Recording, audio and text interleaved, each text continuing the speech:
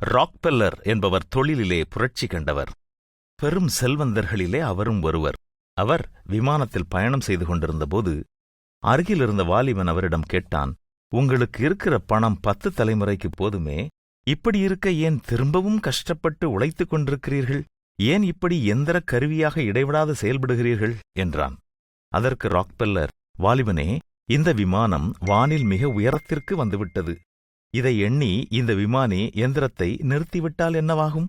அதேபோலதான் என்னுடைய வளர்ச்சியில் நிறைவடைந்து என்னுடைய முயற்சியை நிறுத்திவிட்டால் நான் அவமானமாகி விடுவேன்.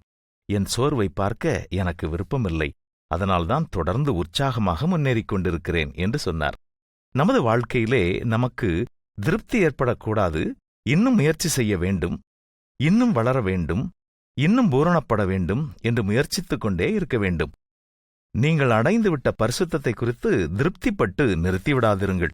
நீதி உள்ளவன் இன்னும் நீதி செய்யட்டும், பரிசுத்தமுள்ளவன் இன்னும் பரிசுத்தமாக இருக்கட்டும் என்று வேதம் கூறுகிறது. இலக்கை நோக்கி தொடருவோமா?